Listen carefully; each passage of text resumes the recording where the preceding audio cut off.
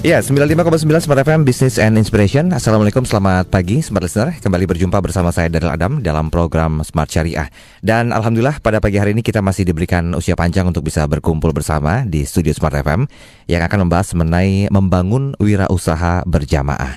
Dan seperti biasa kita akan berbagi bersama dengan narasumber saya pada pagi hari ini. Sudah hadir di studio Smart FM Kang Irfan Syaukibek. Assalamualaikum Kang Irfan. Waalaikumsalam warahmatullahi wabarakatuh. Sehat hari ini ya? Ya sehat, Alhamdulillah. Gimana Mas Daryl? Sehat, Alhamdulillah ya? Sehat juga. Dan kita nggak hanya berdua ya Kang Irfan ya. Sekali. Pagi ini kita sudah bersama dengan seorang Ustadz dan beliau kerap kali berbicara mengenai wirausaha. Nah, saya akan langsung menyapa ada Ustadz Yusuf Mansur di studio Smart FM. Assalamualaikum, selamat pagi. Waalaikumsalam warahmatullahi wabarakatuh. Wah, ini pendengar udah pada nungguin di Twitter pada rame. Udah rame ya Ustadz ya. Oke, pagi hari ini kita membahas tentang membangun wirausaha berjamaah. Iya. Nah, sebelum saya ke Ustadz Yusuf Mansur, mungkin sekilas Kang Irfan apa yang menarik dari membangun wirausaha berjamaah ini? Ya, bismillahirrahmanirrahim. Jadi kenapa pagi ini kita bahas tentang wirausaha berjamaah? Karena kita ini kan perlu untuk mengoptimalkan semua potensi yang kita miliki. Apalagi situasi ekonomi Indonesia saat ini kan tengah berada dalam tekanan yang luar biasa ya. Bahkan target pertumbuhan ekonomi pun juga tidak tercapai dan pertumbuhan kita masih di bawah 5% sampai hari ini. Nah, oleh karena itu bagaimana menyiasati situasi yang ada, mau tidak mau kita harus mendongkrak perkembangan sektoril dari perekonomian. Dan kalau kita bicara struktur ekonomi kita, ekonomi Indonesia ini kan masih consumption driven ekonomi. Nah, sementara kita pengen bahwa upaya untuk mengembangkan ekonomi ini juga bisa mendorong peningkatan dari faktor atau variabel ekonomi yang lain, terutama dari sisi investasi dan produksi. Bagaimana kita meningkatkan production base negara kita? Karena kalau negara kita production base-nya meningkat, kemudian juga orang-orang tergerak untuk mengembangkan sektor real, maka tekanan ekonomi ini bisa kita hadapi dengan baik begitu. Nah, oleh karena itu sekarang pertanyaannya adalah bagaimana kita mengembangkan sektorial ini. Nah, kalau kita bicara sektorial, maka kita bicara wirausaha, kita bicara entrepreneur, kita bicara bagaimana memproduksi orang-orang yang memang punya mentalitas yang kuat untuk mengembangkan usaha dan bisnis. Tapi di sisi lain, ya seringkali kita juga menemukan banyak persoalan-persoalan, terutama kaitannya dengan masalah moral hazard, masalah praktek-praktek yang tidak sesuai. Ya. Nah, jadi oleh karena itu dalam kesempatan kali ini kita sengaja hadirkan Ustaz Yusuf Mansur yang kita kenal sebagai dai sekaligus juga pengusaha gitu kan. Bagaimana kita dorong supaya masyarakat Indonesia ini, umat Islam ini bisa mengembangkan bisnisnya, dan yang sering kali jadi persoalan adalah apakah untuk memulai bisnis itu harus dengan modal yang besar? Nah, itu kan yang selalu identik ya identik. dengan hal tersebut. Padahal ternyata tidak. Dan ada konsep yang menarik yang sekarang ini sudah mulai berkembang adalah konsep tentang kooperatif entrepreneur, wirausaha berjamaah. Jadi bagaimana kita mendorong lahirnya para entrepreneur yang dia itu kalau dalam orkestra, musik orkestra itu dia sebagai dirijennya. Bagaimana dia bisa mengorganize resources yang ada di sekitarnya untuk kemudian dia elaborasi dan kelola dengan baik. Nah, kemudian ini diberdayakan sehingga punya nilai ekonomi yang luar biasa. Jadi di situ sebenarnya seperti contohnya misalnya ada pengusaha yang dia ekspor ini tanaman ya. Dia tidak menanam sendiri tanaman jenis tertentu yang diekspor ke Korea ya. Di Korea itu dianggap punya keberuntungan. Saya lupa nama jenis tanamannya. Tapi di Sukabumi itu banyak dibiarin begitu aja. Nah, dia pernah jadi TKI di Korea ya. Nah, kemudian dia melihat ini adalah market opportunity. Nah, dia kembali ke daerah Jawa Barat ini, kemudian mengorganize orang-orang yang di Sukabumi. Nanti mereka yang memproduksinya, dia hanya mengumpulkan, dia yang mengekspor. Nah, ini contoh kooperatif entrepreneur. Persis seperti yang dilakukan Ustaz Yusuf Mansur kan dalam beberapa bisnisnya. Bagaimana beliau bisa mengorganize ya, istilahnya kalau dalam bahasa ekonomi ini crowdfunding ya, sehingga kemudian bisa berkembang bisnis yang ada begitu. Oke, saya mau ke Ustadz dulu. Ustadz, di segmen awal ini, kalau definisi wirausaha berjamaah itu versinya Ustadz seperti apa, Tad? Pertama mulai dari niatnya. Niatnya nggak kaya sendirian. Niatnya nggak usaha sendirian. Niatnya nggak untung sendirian. Niatnya buat rame-rame. Jadi pertama dari niat. Yang kedua dari sisi permodalan. Permodalan tidak tergantung oleh lembaga keuangan besar. Tapi keuangannya diusahakan dari kita-kita untuk kita. Yang ketiga nanti saling diproduksi. Bagaimana produksi juga kemudian bagi-bagi. Kami ada warung steak and shake. Sebisa mungkin kita nggak bikin sendiri, walaupun kita mampu bikin peternakan bebek sendiri. Tapi kita usahakan tetap ketika kami tanya pemegang saham terbesar ya, Mas Jody dan Bani, kenapa sih misalkan gitu ya, ini diskusi ringan bukan pengen nyaplok enggak. Kenapa kita nggak bikin sendiri ternakan bebek, secara kita bebek selamat butuh bebek banyak banget. Apa kata pemegang saham terbesar? Biar mereka mendoakan kita. Gitu. Kentang kita nggak usah punya pertanian sendiri, biar aja kentang distribusi oleh orang lain, dimasukin oleh orang lain. Kenapa disuplai orang? Kenapa? Biar mereka juga mendoakan kita. Nah dari produksi, nah kemudian pemanfaatan juga bisa berjamaah. Kalau kita punya kesadaran ini, maka kita akan jadi Korea gitu kan, bahkan melebihi Korea yang sangat cinta banget sama produknya gitu kan. Gitu. Dulu pasti jelek lah, sekarang kan jadi bagus karena mereka percaya akan kekuatan sendiri gitu. Nah dari penjelasan tadi terlihat ya sebenarnya mindset profesionalnya kelihatan ya Ustadz ya, bahwa mereka tidak hanya mengambil keuntungan sendiri, tetapi memang digunakan untuk secara kemaslahatan umat. Seperti itu. Dari niat itu, dari niatnya udah begitu kan, banyak orang yang niatnya pengen kaya sendiri kan. Betul. Karena itu dia nggak peduli nginjak orang lain, nyari supplier yang lebih murah, nggak mau ngajak ngomong supplier. Kenapa sih lu mahal? Gini deh, ngobrol bareng kan lebih baik daripada tiba-tiba nyari supplier yang lain. Tidak membina hubungan menjadi hubungan kekeluargaan. Dari niatnya saya kira banyak stakeholder yang ada di Indonesia masih pada bersih niatnya. Jadi mereka banyak juga orang-orang yang punya usaha lebih memperhatikan jangan sampai karyawan gua nggak makan, jangan sampai karyawan gua nggak gajian. Itu udah model yang sangat bagus sekali. Tinggal saling link-meling aja. Oke, baik Pak Ustadz dan juga Kang Irfan, kita break dulu ya. Nanti kita sambung lagi di segmen berikut, masih membahas tentang membangun wirausaha berjamaah, seperti apa manfaat sama strateginya. Kemudian apa sih sebenarnya hal yang jadi sebuah pertimbangan adanya wirausaha berjamaah ini. Nanti kami sambung di segmen berikut. Kami segera kembali.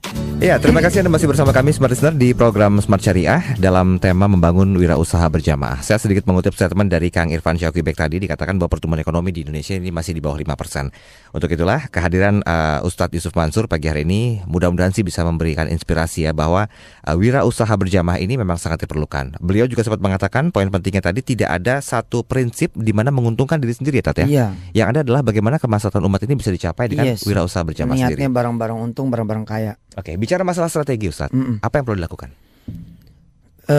Ini memang persoalan akhlak dan visi ya. Bagaimana pelaku-pelaku usaha ini begitu ngeliat peluang nih jangan pengen sendirian. Ini kan persoalan akhlak. Kan ada orang-orang yang ngelihat tanah, bawaannya pengen ngusir yang punya tanah kan, nggak mau ngajak yang punya tanah kerjasama kan. Ada yang begitu model, apalagi kalau dia punya kekuatan ekonomi. Kalau emang bisa beli ngapain kerjasama?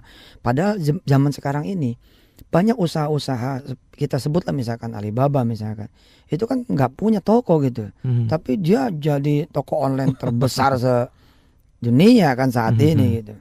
Nah kalau kita bisa seperti itu, bagaimana kemudian seperti ini bilang sama Kang Irfan bahwa berlaku saja seperti dirijen gitu. Apa sih dirijen apa dia apa sih? Ya, dirijen. Kok kayak tempat kayak tempat minyak. Iya gitu loh, yang orkestra gitu loh, yang mimpin gitu. Betul. Ya, nah ini, dan saya pikir ya ini juga akan jadi solusi buat negara gitu loh. Kalau negara banyak ngajak ngomong rakyatnya.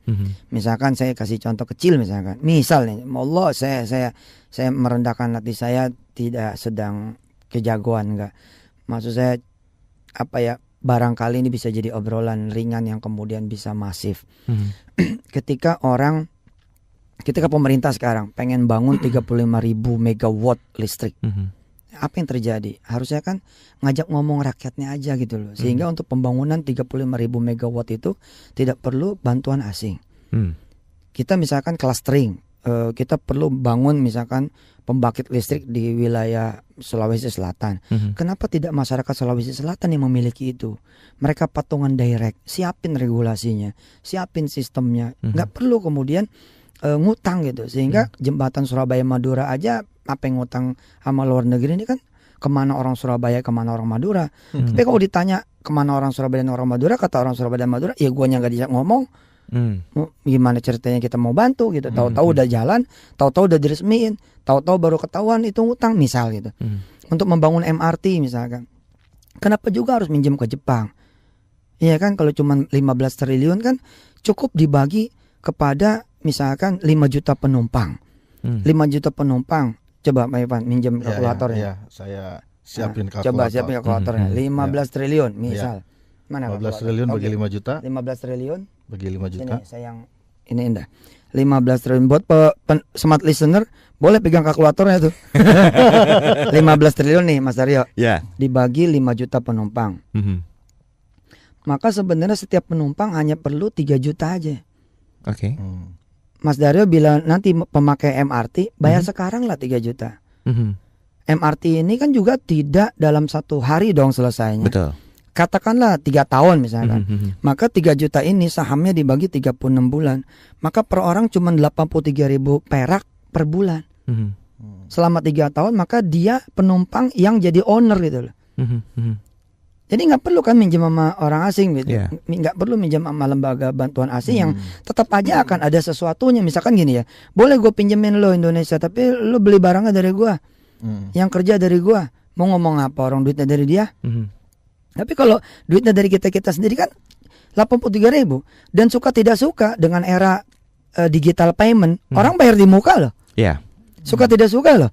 Ketika misalkan KRL Jabodetabek misalkan kereta api listrik Jabodetabek, kan orang sekarang nggak bayar cash. Dia beli dulu kartunya. Iya kan? Untuk 3 bulan ke depan, 6 bulan ke depan, 12 bulan ke depan. Tapi pertanyaannya, dia jadi ownership atau jadi deposit? Justru lebih ke deposit ya sebenarnya. Lebih ke deposit kan? Tidak mengubah si pemakai kereta api menjadi owner. Hanya menjadi deposan gitu loh. Begitu kurang top up lagi. Loh, harusnya kan bisa jadi modal dong. Kalau emang duitnya di muka jadi modal dong. Dan ngomong aja sama rakyat kan, kita bisa modalin 5 tahun di muka sekalian. Nih negara, nih ceder gitu. Nih buat listrik 5 tahun ceder. Nih buat air 5 tahun ceder. Nih buat kemudian kereta api ceder. Nih buat pesawat udah gue hitungin. Saya bolak-balik naik pesawat misalkan dalam 1 tahun sekian kali sekian bayar di muka ceder. Yang penting clear, jadiin kami owner. Sama seperti mereka semua yang pada punya duit. Sebentar Ustaz, ini pemikiran seperti ini kalau disosialisasikan secara lebih merata memang sangat efisien ya Ustaz ya. Orang bayar tol juga di muka kok. Tapi jadi pemilik tol bukan. Padahal satu pengguna tol berapa duit kalau pakai kartu? Bisa 500.000 bos. Nah, 500.000 kalau sejuta 500 miliar. Kenapa nggak jadi pemegang saham? Lah kalau dirangsang kan mungkin nggak 500.000. Kalau dirangsang loh ya, in every single meter in the toll you are the owner. Setiap semeter tol, setiap 1 meter tol Anda ownernya gitu loh. So you pay in the muka. Bahasa Inggris Indonesia. Kan kita ajuin Kang nyapres 2019 ya. Jangan. Isunya jangan itulah. Oke, ini balik lagi ke nanti banyak yang nggak suka ya kan. Ini balik lagi ke masalah wirausaha berjamaah Ustaz. Kalau pembentukan mindsetnya sudah otomatis kan perlu step-step lanjutannya. Nah, manfaat secara kehidupan bersosialnya seperti apa Ustaz? Pemiliknya adalah orang banyak, makanya tanggung jawab lo orang banyak. Nggak bakal digangguin tolnya, nggak bakal diresein jembatannya, nggak bakal kemudian rusak keretanya. Punya rame-rame gitu. Sekarang kita nggak tahu nih, malah sebel aja kan. Kita tiba-tiba jadi punya utang baru kan nggak benar. Bahkan saya pengen gitu punya impian suatu saat Presiden Republik Indonesia ini ditelepon sama Presiden Amerika. Ditelepon loh ya, ditelepon. Tolong dicatat, bukan telepon. Ditelepon. Sama Presiden Cina juga ditelepon. Terus Presiden Indonesia ngelihat, Presiden Amerika telepon, lagi malas ngangkat gitu. Kan keren banget gitu loh. Emang ngapain Amerika? Kita over liquid. Kita kelebihan dana nih, jadi kita mau minjemin duit orang asing, kan keren itu. Kita yang minjemin orang gitu, jangan kita yang minjem. Kan sebaik-baik tuh tangan di atas ya enggak? Betul. Kita minjemin orang. Oke, saya ke Kang Irfan dulu. Kang Irfan, kalau melihat dari statementnya Pak Ustadz Yusuf Mansur sendiri, ini kalau memang diwujudkan, diterapkan perlahan lebih pasti, kira-kira bisa mendongkrak pertumbuhan ekonomi? Oh iya, sangat lah, jelas. Karena ini kan mendorong tadi ya optimalisasi potensi secara bersama-sama. Dan memang kalau kita lihat dalam sejarah ya, bagaimana dulu di zaman Nabi dan juga di zaman dulu lah ya, itu kan salah satu ciri kekuatan ekonomi itu ketika dia dilakukan secara berjamaah. Karena kalau bersama-sama itu kan apapun menjadi ringan. Jadi sebenarnya ini gagasan menarik. Kalau saya bahkan mudah-mudahan ada para pengambil kebijakan yang mendengar siaran kita pagi ini. Nah, saya berharap bahkan ini coba kita akomodasi, kita buatkan produk turunannya berupa undang-undang, misalnya undang-undang tentang partisipasi masyarakat dalam pembangunan ekonomi misalnya. Nah, di situ nanti di listed apa proyek-proyek infrastruktur yang kita perlukan, apa yang menjadi prioritas pembangunan tahun ini, serahkan dulu, tanyakan dulu pada masyarakat, nanti bentuk mekanisme partisipasinya bagaimana. Ini kan bisa diakomodasi misalnya dalam bentuk apakah ada institusi khusus yang menangani ini begitu. Itu menurut saya satu gagasan, ide yang menarik, dan saya yakin masyarakat juga akan berlomba-lomba, apalagi kalau tahu ketika dia bayarkan uang jadi owner, jadi sesuatu ya, jadi barang real, jadi barang publik yang itu dia menjadi bagian dari pemiliknya. Kang Irfan nih contohnya, Mas Daryo, maaf saya potong bentar. Mas Daryo punya duit di bank kan? Iya. Jadi ownership enggak? Enggak Kan? Padahal duit lu nganggur di bank kan? Kita makainya kalau kita perlu kan? Nah, kalau itu kemudian bisa jadi ownership, ente sebagai pemilik bank itu juga, kira-kira naruhnya bakal lebih nggak? Banyak. Iya gitu loh. Jadi makin semangat. Jadi makin semangat gitu loh. Baik, sudah ada penelpon yang coba berinteraksi pagi hari ini. Smart FM, selamat pagi. Selamat pagi. Iya, dengan lupa siapa ini di mana? live ya. Oh ya, ada yang telepon. Siap. Ayo silakan. Pak, tadi ada Bapak satu yang mengenai penggalangan dana, bahwa kita bicara dengan masyarakat untuk pembangunan sesuatu yang ada di lingkungan itu. Siapa ya Pak? Siapa namanya? Maaf, tadi saya nggak nyimak, saya cuma... Ada Ustadz Yusuf Mansur di sini. Oh, Pak Yusuf ya? Ya, Ustadz Yusuf Mansur. Oke, Pak Yusuf, saya setuju dengan apa yang Anda kemukakan.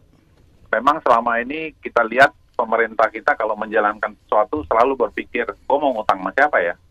Nah, itu satu mindset yang harus dirubah. Mumpung sekarang presidennya baru dan dengan pola pikir yang berbeda, saya rasa ide itu kalau disumbangkan kepada presiden kita dan dijalankan, kita adalah negara yang kaya, nanam kayu aja di pohon, kenapa kita mesti minjem sama orang? Subhanallah. Jadi konsep atau bisnis modelnya itu kita bisa set kan. Sedangkan orang kaya di Indonesia banyak, lebih kaya dari orang Singapura banyak. Iya, kenapa betul kita sekali. mesti minjem sama orang? Orang kayanya aja kita berdayakan supaya mereka mengembalikan keuntungan dia itu untuk bangsa ini. Itu aja Pak. Terima kasih Pak Simon, terima kasih. Ini balik ke konsep syariah ya Ustadz ya sebenarnya. Iya, tapi kalau udah di-share barang-barang kan pemilikannya juga di-share barang-barang, malah tidak ada single capitalism kan. Ini kapitalisasi umat, artinya umat yang menjadi pemegang opportunities, masyarakat, rakyat. Dan kita kan bicaranya merah putih, nggak bicara cuman muslim, nggak bicara cuman sekelompok tertentu saja, tidak. Tadi saya bilang, ketika kita mau bangun tol yang baru, kenapa tidak ditawarkan kepada pengguna tolnya nanti gitu loh. 3 tahun ke depan kita mau buka nih jalur tol baru, Samarinda Balikpapan, kalianlah yang jadi pemegang saham. Sekarang kita rebut-rebutan soal tanah, nggak pada mau dijual, nggak pada beli. Coba tawarin, kita nggak beli deh, kalian yang punya saham deh. Kan pasti orang juga mikir kan, oh kalau begitu mah oke dah, kalau emang kita jadi yang punya, betul nggak? Betul sekali. Iya loh. Misalkan PLN zaman dulu ketika naruh tiang listrik di tanah masyarakat kan, nyewa kagak kadang-kadang mentaro aja di situ kan. Beberapa kasus tertentu ada begitu. Kenapa tidak kemudian dijadikan masyarakat megang saham? Tanya ibu-ibu ya, ibu-ibu naruh duit di muka nggak buat PLN? Naruh duit di muka loh, deposit duluan loh. Nanti kalau udah mau habis bunyi tuh, tetet dia sibuk nyari deposit. Kenapa nggak dirubah sedikit? Sama aja polanya, bayar di muka tapi to own, dia memiliki gitu. Ini akan jadi beda menurut saya. Dan bilangan ketika bilangannya itu jutaan, sebenarnya nggak ada cerita orang kaya. Anak SD juga bisa ikut itu. Oke, baik. Ini yang dalam pembangunan kita sebut dan crowdfunding for development. Crowdfunding for development. Oke. Lebih bahas untuk pembangunan. Lebih jauh membahas tentang membangun wirausaha berjamaah akan kami lanjutkan nanti di segmen yang berikut. Nah, silakan untuk Anda yang berinteraksi di 0812 11 12 959 atau telepon kami nanti di segmen ketiga di 021 398 33 888. Kami segera kembali. Ya, terima kasih Anda masih bersama kami dan saya Daryl Adam masih temani Anda dalam perbincangan Smart Syariah bersama dengan Kang Irfan Syokibek dan juga Ustadz Yusuf Mansur. Kami masih membahas mengenai membangun wirausaha berjamaah. Ustadz, tadi kan sudah dijabarkan tuh kalau kita masyarakat Indonesia ini sebenarnya bisa menjadi owner ya dari seluruh yang ada di Indonesia. Ini jangan-jangan tadi giring kepatungan usaha lagi. Oh enggak, nah ini saya sekalian meluruskan. Ini kabarnya gimana nih? Singkat aja Ustadz. Bagus, pertanyaan ini bagus. Saya berarti kan bisa mengklarifikasi. Saya berkali-kali menegaskan Kang Irfan, Mas Daryo dan smart listener, it's not my business. And it's not business juga gitu loh. Patungan usaha itu tuh bukan bisnis. It's a movement. Ini gerakan menyadarkan Indonesia bahwa lu kaya asal lu bersatu. Lu mau beli apa sih? Mau beli Grand Hyatt? Grand Hyatt tuh cuma 30.000 perak. Kalau kita patungan rame-rame, tukang ojek juga bisa beli, tukang ketoprak di depan Grand Hyatt juga bisa beli. Terus kita bisa apa? Kita mau beli Bank Danamon, Bank Penin, itu sebentar, 1 menit kebeli itu, 1 menit kebeli. Asal kita patungan rame-rame, orang udah dijual juga di pasar bebas. Terus kita apalagi mau punya maskapai penerbangan, murah aja. Kalau kita rame-rame mah. Nah saya bilang ini bukan bisnis saya ini dakwah. Tetap saya guru, mendakwakan orang, lu jangan sedih sendiri. Gara-gara lu nabung sendiri-sendiri, banknya jadi nggak punya lo. Lu jangan sendiri-sendiri nabung, lu rame-rame. Begitu rame-rame, banknya bisa kebeli sama lo, gitu loh. Ente jangan masuk ke hotel sendiri-sendiri. Kalau lu masuk ke hotel sendiri-sendiri, ntar lu jadi istilahnya tuh orang yang nginep di hotel. Tamu. Tapi kalau lu rame-rame datengin ke hotel untuk bayar, untuk beli, maka hotelnya jadi punya lo.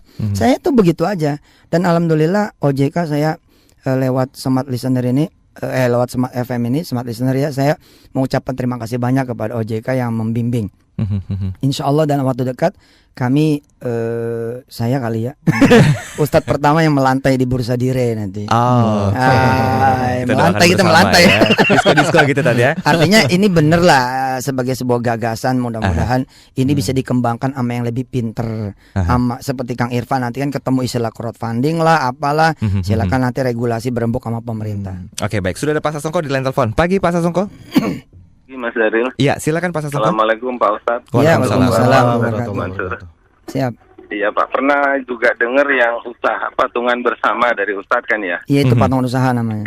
Iya betul, yang bersama-sama rakyat lah ibaratnya untuk patungan gitu. Iya. Saya pernah punya 1 sahamnya Pak Ustadz. Alhamdulillah. Ya itu mau info kabarnya seperti apa lagi kan? Alhamdulillah. Ada Bapak enggak rajin Twitteran ya? Kayak saya banyak sih. Cuma sering di SMS sih Ustaz. Oh ya udah. Jadi alhamdulillah hotel kita itu tanggal 27 April kelar semua perizinannya. Alhamdulillah. Nah, terus kemudian 29 Mei besok kita launching dengan nginep perdana bareng. Gitu. Silakan Pak nanti datang. Jadi selamat datangnya bukan di Hotel City, tapi selamat datang di hotel Anda semua. Konsepnya keren. Itu ya. Konsepnya begitu. Pak, memang secara operasional belum ada yang bagi hasil ya, karena memang hotelnya belum beroperasi. Tapi secara aset appraisnya naik terus Pak, karena itu kan dekat bandara ya. Dulu Bapak ikutan yang berapa dulu ya? Ikutan yang berapa zaman dulu tuh? Terputus. Begitu ditanyakan konfirmasi lagi belum ada jawaban untuk bagaimana tentang sahamnya itu begitu. Oke. Iya, jadi insya Allah nanti kita Pak siapa namanya tadi? Sasongko. Pak Sasongko ya. Iya. Baik, Mas Daryo, nanti saya pengen begini loh. Saya pengen bukan saya lah pelaku satu-satunya. Saya kan nyontoin sebenarnya. Ketika saya nyontoin, tolong ini diikuti oleh orang-orang yang punya niat baik, yang punya visi baik. Dan saya mengamini OJK ketika OJK bilang, ya nggak bisa Pak Ustadz kalau orang semua melakukan hal yang sama seperti Pak Ustadz. Iya, kalau orang ketahuan siapanya, kalau enggak bahaya juga. Nah, makanya perlu regulasi. Iya, betul sekali. Perlu regulasi, perlu kejelasan. Gitu. Pak Sasongko, terima kasih pertanyaan Anda Pak. Terima kasih banyak Pak Ustadz. Siap, sama-sama. Baik. Waalaikumsalam. Kita kasih dulu ya, Pak Ustadz dan juga Kang Irfan ya. Siap. Sudah cukup banyak yang masuk. Saya mau ke Surabaya, ada Pak Dedi di sana. Wirausaha berjamaah itu membutuhkan fondasi serta pola keselarasan dan juga kesetaraan terkait visi dan misi yang berakar kuat. Nah, bagaimana nih Tat, cara Jitu untuk membangun konsolidasi beragam dan cara pandang dari personal yang berbeda tersebut?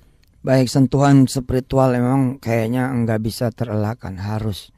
Disinilah pondasi kuat ketika kemudian agama saya Islam mengajarkan kita harus berjamaah di dalam sholat gitu ya. Itu sebenarnya titik-titik di mana kita menyelaraskan hati, pikiran, frekuensi, gerakan gitu. Dan kemudian ngumpul-ngumpul bareng itu.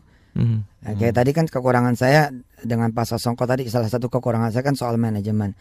Tapi memang ini saya akui kan ini sesuatu yang baru. Kami juga ketika kemudian melontarkan gagasan ini dengan sambutan masyarakat yang begitu luar biasa, belum dilengkapi dengan manajemen yang memadai. Tapi harapan saya adalah orang-orang pintar kemudian membackup ini. Urusan kami sih jaga niat aja. Insya Allah ini bukan hotel Yusuf Mansur. Dan ketika orang nanya, Kenapa harus hotel? Lah, hotel ini mah contoh aja. Habis itu nanti TV kita beli bareng-bareng. Terus kemudian pembangkit listrik kita beli bareng-bareng. Jalan tol kita beli bareng-bareng. Perbankan kita beli bareng-bareng. Pesawat kita beli bareng-bareng. Ketika pesawat tuh asik. Ketika nanti penumpang naik, bukan welcome aboard, tapi selamat datang di pesawat Anda sendiri, kan begitu. Anda boleh bawa bangkunya, terserah ente.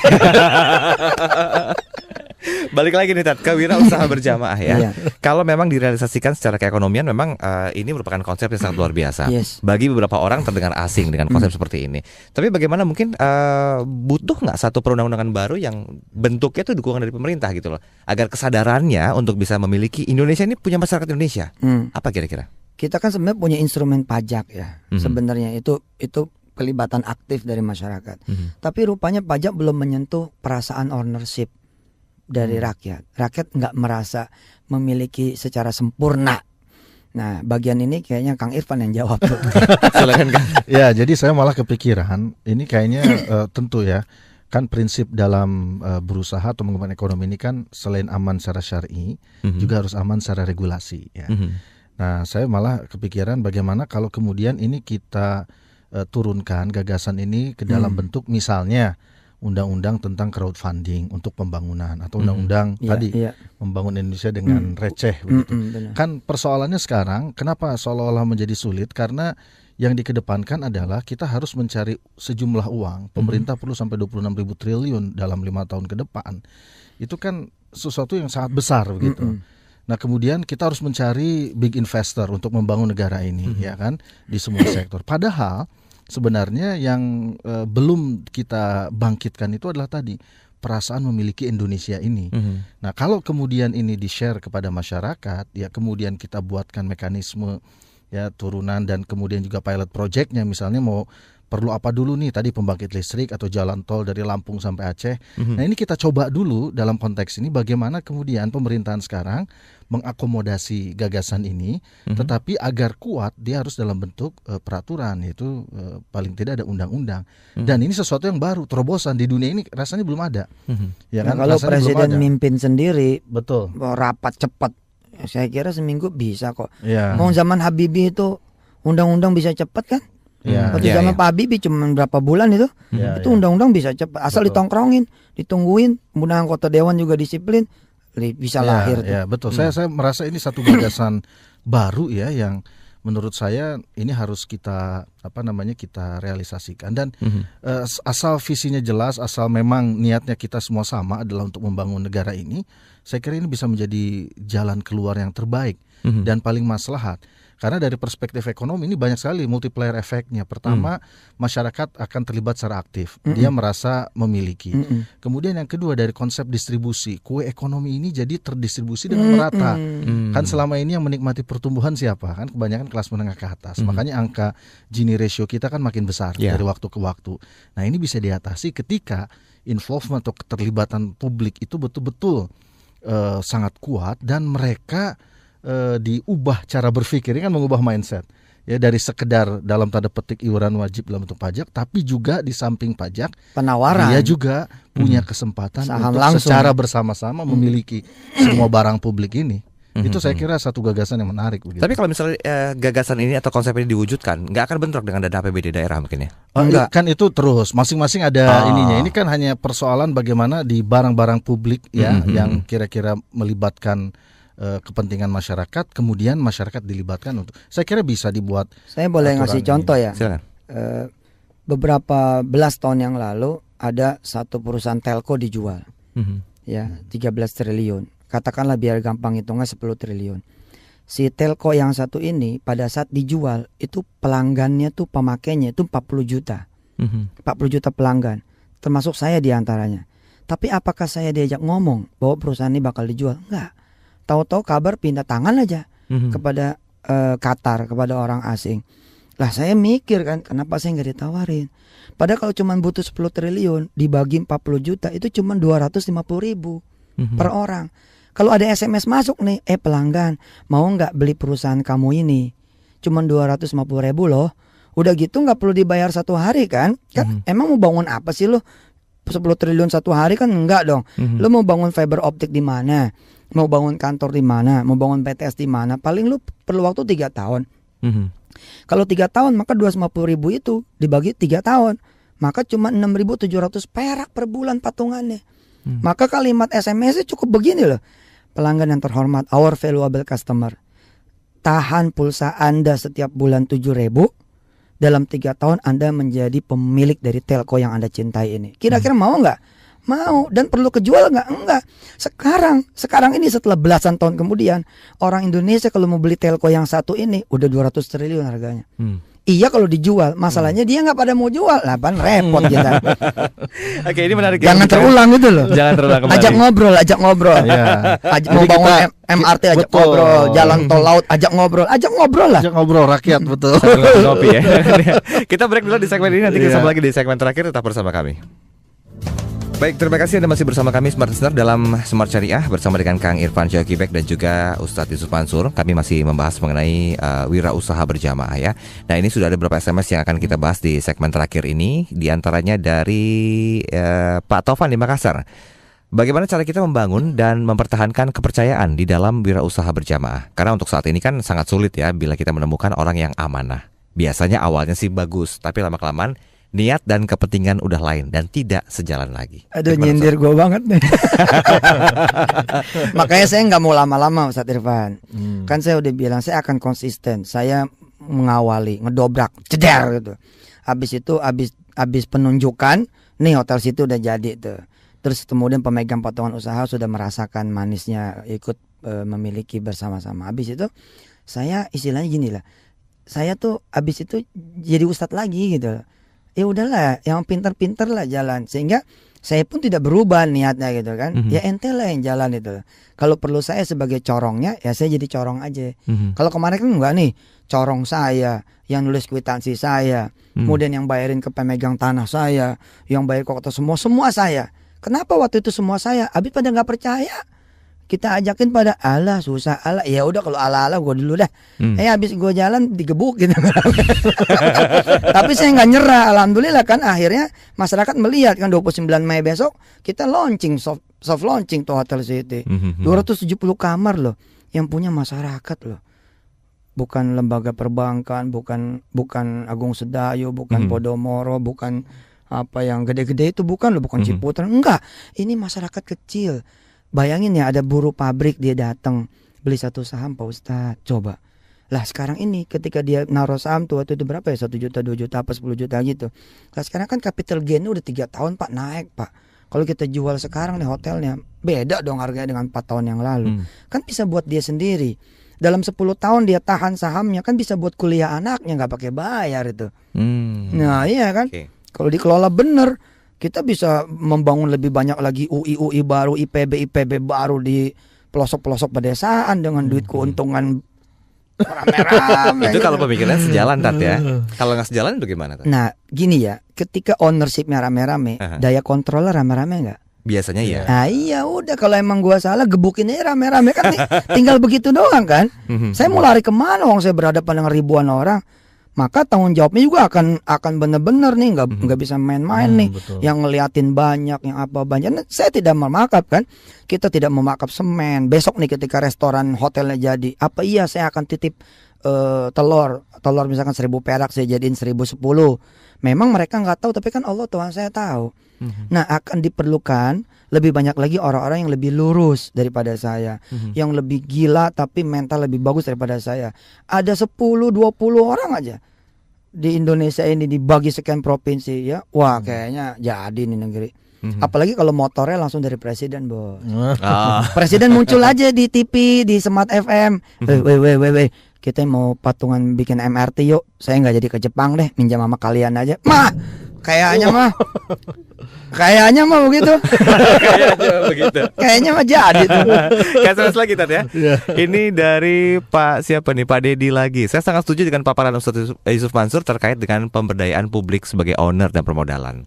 Menggantungkan kepada investor bangsa asing memang sangat tidak efisien dan tidak patriotik. Saya usul, apa nih, Ustadz Yusuf jadi Menteri Wirausaha dalam list susunan. Oh nggak jadi reshuffle Pak Dedi. Jadi nggak. Kita mesti lurusin niat banget. Betul sekali. Betul. Ini ada lagi nih Tat dari Menteri apa? Wirausaha. Tapi berita tuh kalau Yusuf Mansur jadi Menteri Agama nggak berita ya. Tapi kalau jadi Menteri Keuangan ada aja. Tapi itu doa lah. Ya, amin. Mohon sharingnya Pak Ustadz, bagaimana menerapkan bisnis wirausaha berjamaah di kantor dan jamaah masjid? Saya siap jadi relawannya. Oke, silakan. Ini dari kantor dan masjid, Ustaz. Susanto ya, Pak Susanto. Gini ya, ketika di mall, satu mall itu kan 4.000 pekerja ya. 4.000 pekerja rata-rata punya handphone Samsung sama iPhone. Let's say lah, katakan kalau dijual tuh 2 juta, 3 juta, itu 8 miliar loh. Nah ketika dia 8 miliar, dia kan bisa beli tanah di sebelah mall, dikelola parkir sendiri. Yang punya adalah pekerja-pekerja itu. Dia bisa bangun kuliner city di sebelah mall. Kan orang-orang mall nggak mungkin makan di mall. Pekerja di mall, kalau makan di mall habis dia duitnya. Dia pasti ke belakang kan. Nah pekerja-pekerja itu pada patungan sewa tanah. Kemudian bangun kuliner city-nya, bangun food court sendirinya, pakai duit di masing-masing itu, pakai duit berjamaah itu salah satu contoh. Terus misalkan di kantor tanya sama kantor bakal sewa mobil nggak? Bakal. Oke, kalau bakal sewa mobil, kita ada 300 orang nih Pak. Bagaimana 300 orang ini patungan tiap orang 1 juta, itu udah 300 juta, bisa dapat 3 Xenia bekas, betul nggak? Bapak sebagai owner perusahaan sewa sama kami aja Pak kantor. Nah, sebenarnya wujudnya udah ada ya, nih koperasi. Nah tinggal bagaimana koperasi itu jangan dikerdilkan itu loh. Koperasi ini bener-bener size-nya digedein bener, kasih dia kekuatan power yang lebih gede lagi sehingga dia bisa main di dunia investasi juga. Allah alam bisawab. Sampai sini saya nggak mau berusaha kejagoan. Ini urusan Kang Irfan. Kang, singkat saja Kang, sini sudah mepet waktunya. Kalau misalnya memang konsep seperti yang diusung oleh Ustadz Yusuf Mansur wirausaha berjamaah ini diterapkan, kira-kira bentuk dukungan pemerintah seperti apa? Ya, kalau saya sih langkah konkretnya itu pertama ya tentu siapkan juga peraturan kerangka regulasinya.